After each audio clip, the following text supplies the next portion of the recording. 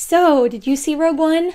I saw Rogue One. Boy, am I glad I got this stuff to remind me forever of my film viewing experience. It's a perfect likeness. Anyway, it seemed like a lot of people loved this movie, and I sure wanted to love it. I was so excited. I felt like I was experiencing what it's like to watch the prequels when you're not like 7 and you just feel like a crazy person because you don't like it that much. So every time someone's like, I like it, I'm like, why? I'm gonna go over the top 10 reasons everybody seems to like Rogue One. Number 1, the fun cast of characters. The movie definitely had a lot of characters, a lot of static characters. So, Forrest Whitaker guy, he's apparently been a really big part of Jin's life, but we only see him for one scene. I guess his deal is he's like very militant and he's embittered by working for a long time for the rebellion, so now he's not with the rebellion, but he stands for the same stuff. I mean, but it doesn't even matter because he dies right after we meet him. And Jin's not even that sad about it, even though he probably raised her longer than her real dad did. And obviously he stays the same for the whole short time that we see him, so no arc there. Also, sidebar on this character, in the trailer, you hear that one line and he's like, "Save the rebellion! Save the dream!" And you're like, oh, that's gonna be a really intense moment for that character. And it is, but also it turns out he does say every line that way. It's a little embarrassing. Chirrut Imwe starts out believing in the power of the Force and then dies also believing that, so no arc there. Chirrut Imwe's friend, whose name I literally can't even remember, did absolutely nothing the entire time, and as far as I can tell, he was just written in so that he could be there and be sad when Chirrut died, even though they could have had any other character be there to do the same thing. Like, maybe Bodhi, who had nothing to do as a character. Speaking of Bodhi, he had nothing to do as a character. At one point, they have him be like, for Galen, because I guess, like, Galen bonded with him and convinced him to take the information out to the rebellion, but we didn't see any of that happen. So he's one way when we meet him and he's the same way when he dies. Man, it's starting to feel like all the interesting stuff in Rogue One happened before Rogue One. Maybe we need a prequel to Rogue One. No, prequels are never any good. I guess Krennic had a little bit of an arc in that he started out kind of interesting and then got less interesting. I felt like he kind of had like a wry sense of humor in that first scene, maybe a little sympathy for Galen, and then that's gone later. Cassian I thought was cool, because he has that scene at the beginning where he gets info out of a guy and then he just shoots him in cold blood. Like it was an obvious Han shot first kind of thing. But then he immediately takes a liking to Jyn and is protective over her, and he doesn't make any other morally dubious decisions for the whole rest of the film. So it's not that he has an arc, it's that he does one thing right when we meet him that's inconsistent to how he normally acts. Guess we caught him on an off day is all. The only character who kind of pretends to have an arc is Jyn Erso. We're like told that she's a jaded troublemaker, and then she becomes like this optimistic symbol for the rebellion, but we don't see her being that thing that we're told she was. So some people I talked to are like, she gets more hopeful and dedicated to the cause after her father's hologram and then his death. But in her one action scene before either of those things happen, they go out of her way to show her saving a baby. I don't understand the point of that scene, because at that point the film hasn't given us any reason to dislike her. All it does is make us go, oh, she's willing to sacrifice herself to save others. So she didn't need the motivation of her father dying to make her go on this suicide mission for the rebellion. K2SO is a reprogrammed Imperial droid, which I thought was such a great concept, although he just kind of tells you that in a really awkward way. And then they're like, oh, he's glitchy, so he just says whatever he's thinking.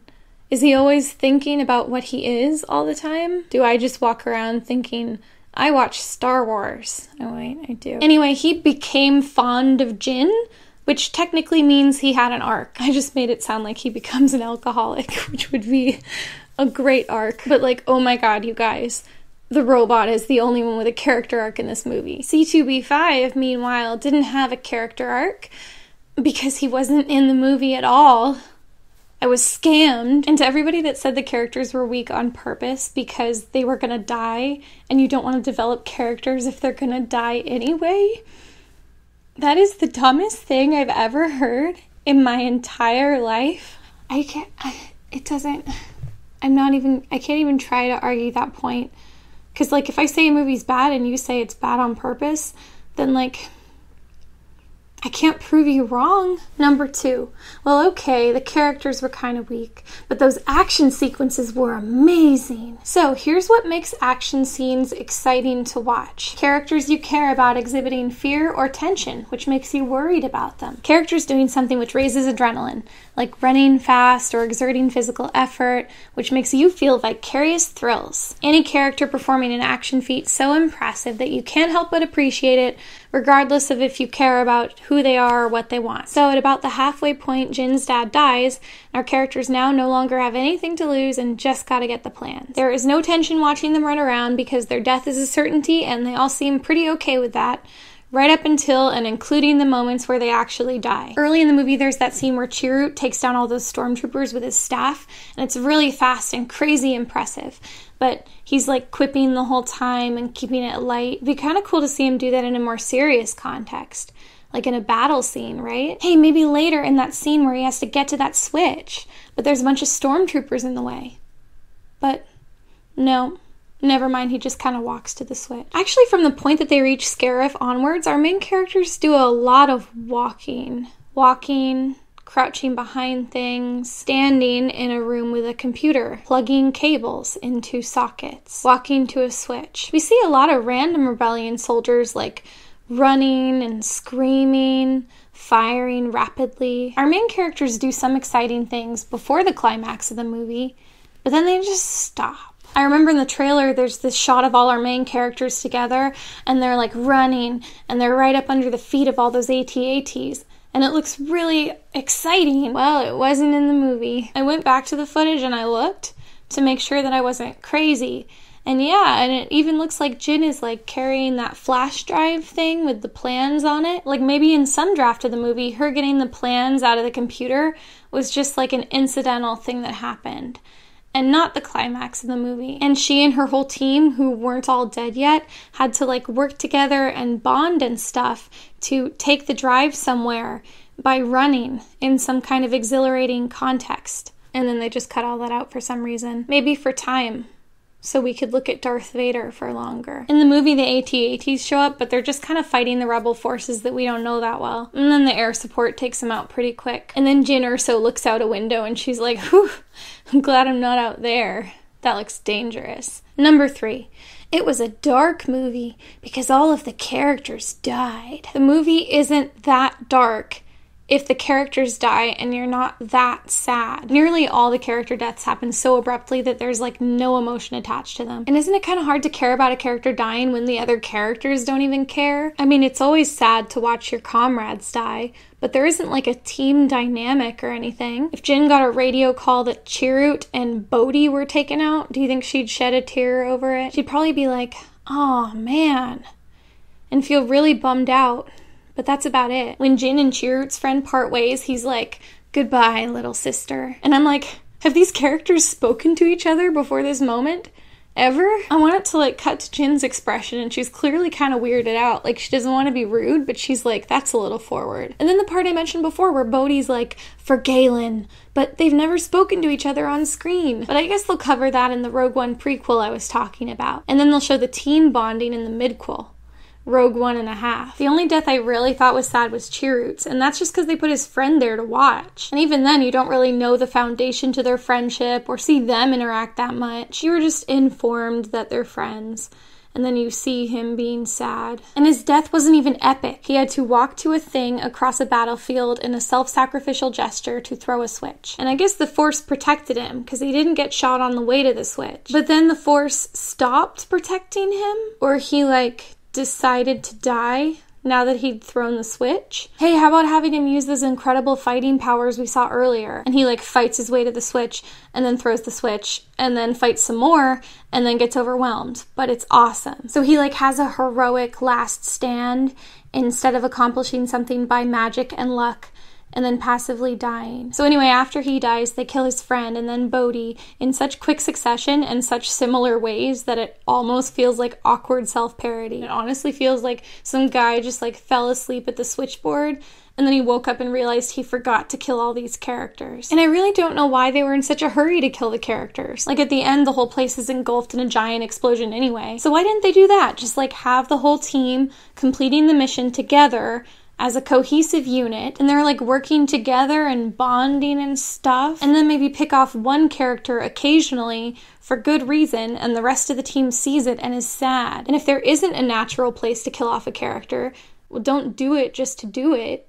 Just have them die at the end. Plus, for a movie where, like, everybody dies, we're weirdly short on heroic sacrifices. Jin's mom gets shot so she won't be used as a hostage to make her husband build the Death Star, even though her husband has already decided he's going to build the Death Star anyway so he can build a weakness into it. Forrest Whitaker decides to stay behind for no clear reason, despite the fact that him staying does nothing to aid the rebellion or prevent the destruction of the base. Galen Erso is accidental collateral damage in the crossfire of the Rebel and Empire forces. Chirrut throws the switch after making no effort to survive and then dies without trying to prevent it. Chirrut's friend picks up his gun after Chirrut dies and storms into the battlefield. He walks slowly and takes out about 4 guys with mild enthusiasm and then is killed accidentally by a stray explosive. Bodhi sends out a radio call and then is killed by a seemingly unrelated bomb thrown by someone unrelated to his choice to make the radio call. Jin and Cassian die because they couldn't get to a ship in time. The only actual noble sacrifice in this movie was by a droid, and arguably that's not noble anyway because that's how they're programmed to prioritize. I guess you could say going on this mission was a noble sacrifice, but there was no, like, satisfying blaze of glory moment. Their deaths all seemed incidental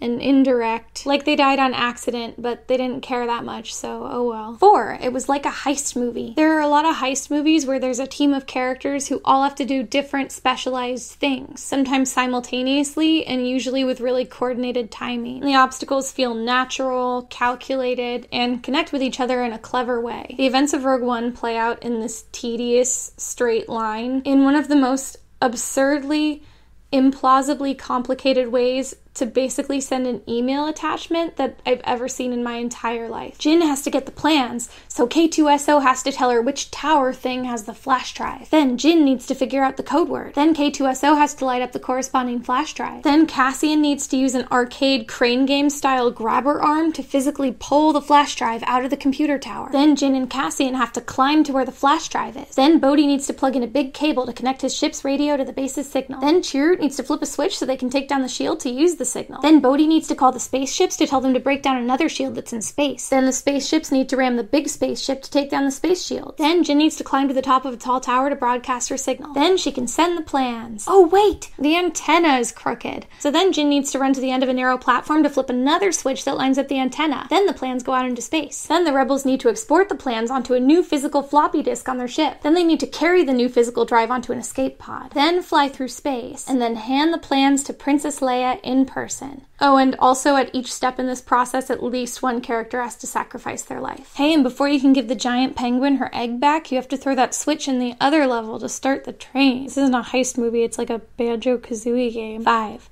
The first act was slow, but then the action really kicked into gear. I guess I was alone in thinking that the first half of the movie wasn't good, but it was more entertaining than the ending. The first scene was pretty cool. If you're a nerd and you read Catalyst, then you know that Galen Erso and Krennic have this kind of fraught relationship, kind of a strained colleague relationship. It's not always great, but they have known each other a long time. So in the first scene, Krennic seems like a little beleaguered. He doesn't seem like he's there to, like, kill anybody. He is trying to reason with them. And I think there's kind of a measure of respect there between him and Galen. Then the next time you see them together, more time has passed, and they've known each other longer, but there's no, like, relationship between them at all. Krennic doesn't want to shoot Galen, but then when Galen accidentally dies, he's just kind of like, Later, Jin confronts Krennic, and she's like, I'm Galen Erso's daughter. And I kind of thought there was going to be like this little subtle moment from Krennic, like, oh, this is the little daughter of that man I knew a really long time and respected, and he's dead now, and this is all that's left of him. Like, maybe look a little sad or reluctant, and then tamp down on it and try to shoot Jin because he's the bad guy. You know, not even like a line of dialogue, but maybe just like a second of contemplation, just to add to the character. But that doesn't happen, and I guess it was actually just supposed to be like a triumphant moment for Jin, because she gets to be like, we're gonna stop your plans. But then Krennic's just kind of like, I don't believe you. And then he's knocked blissfully unconscious, waking up only seconds before his instantaneous death by explosion. Wow, she really showed him. I mean, the first act at least had some semblance of interpersonal conflict. It had like emotional stakes. and characters with different motivations that conflict with each other. Jin wants to save her father, but Cassian is supposed to kill her father. Drama.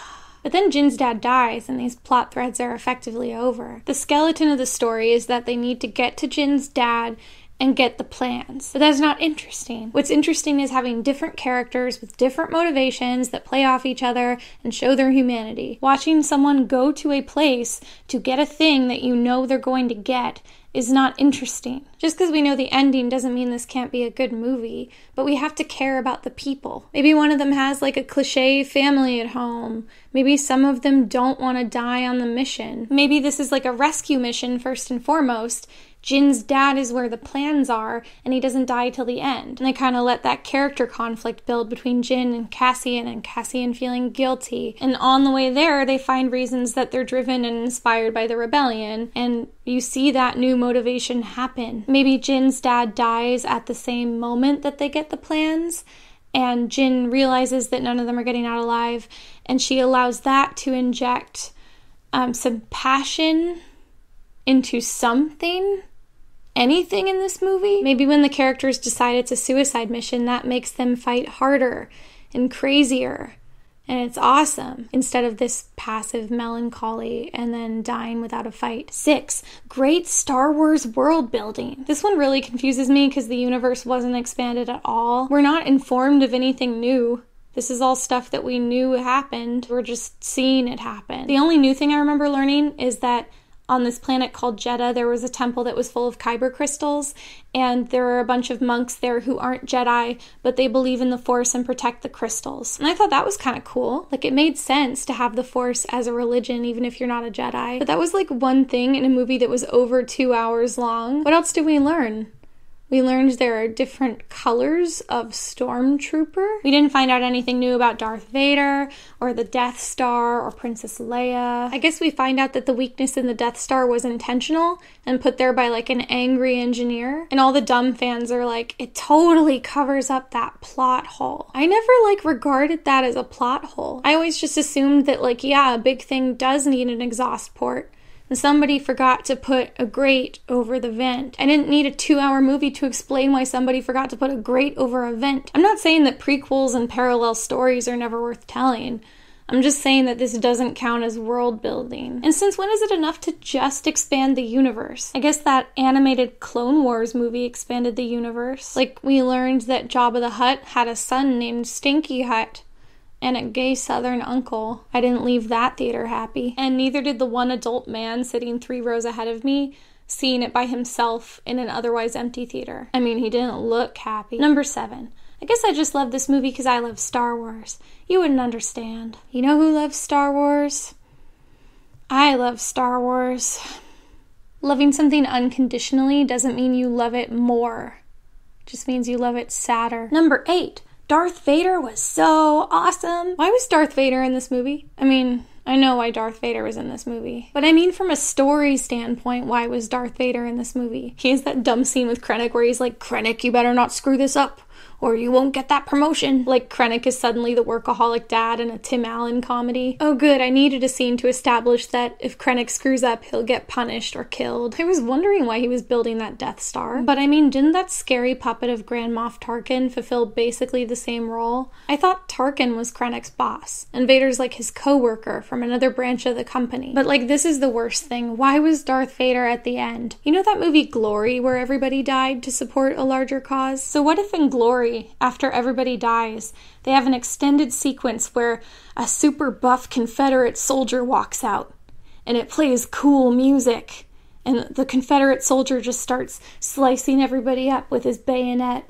and the audience is like, yeah, Confederate soldier, he's so awesome. Would you feel weird about that?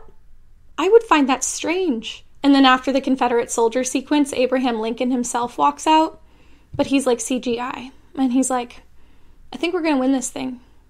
And then it goes to credits. Jyn Erso and Darth Vader don't even know each other. Why does he get to end her movie? And this isn't just about me hating fan service. If it was just that thing with Princess Leia, I would have been fine with it. I get it. It's a downer movie. You gotta remind us that good things are going to happen and we should be happy. What's weird is how the Vader sequence is framed.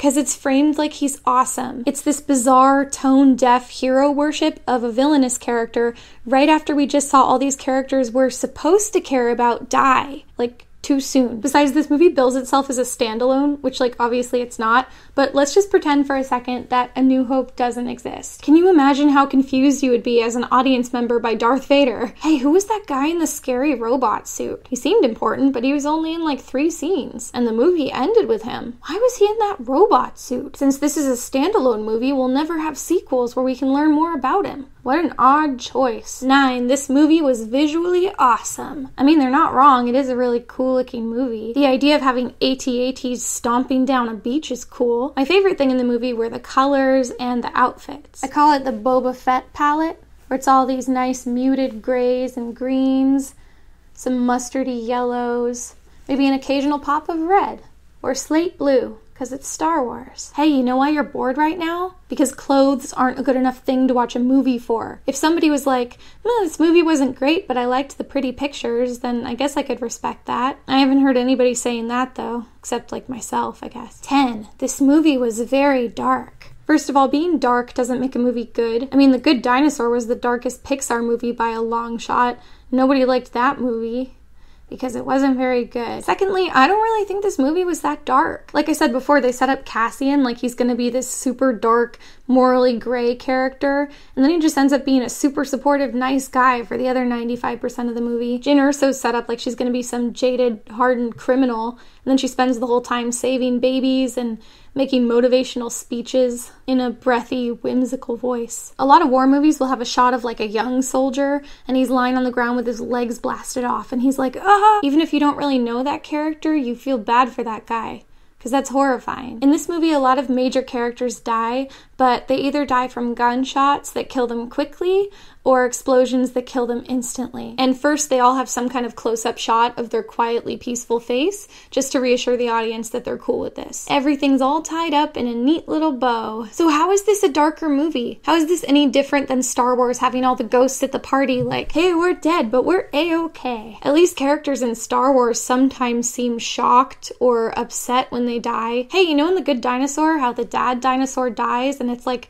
a freak accident just because life isn't fair and your parents can't be there forever? No, you don't know that because nobody saw The Good Dinosaur. Well, my point is that one senseless death in The Good Dinosaur makes it a darker movie than Rogue One, which I guess according to all you guys makes it a better movie. So that's my list. I don't know, I really wanted to like this movie, and I'm not trying to ruin it for you if you liked it, even though that's exactly the point of this video. To be honest, this movie was a lot like Suicide Squad. Like, it felt like it had a good movie somewhere, and then it just got all chopped up in editing, ironically, probably to make it less dark. But hey, how about that first trailer though?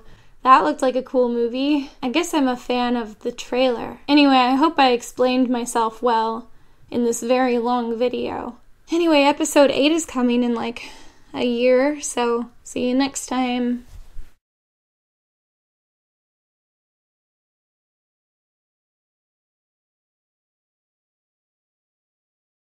Oh my god, can I just say the worst part of the whole thing? So Galen Erso has a means to get this hologram out, and there's like no sense of urgency. He's speaking at length and very, very slowly about how much he misses his daughter and leaves a message for her, even though to his knowledge, she's either dead or so deep in hiding that they will never be able to get this message to her. Like, maybe while he's at it, he could just say, here's how you blow up the Death Star. Just say that first. It might be better explained in plans, but let me try to verbally describe it first. Since this is a hologram, here's my crudely drawn picture of it. It would be better if you could get the plans, but if that's going to mean a lot of people dying, just try to work with my diagram that I've drawn right here and that I'm holding up in the hologram. Having explained that now, let me leave a message for my daughter.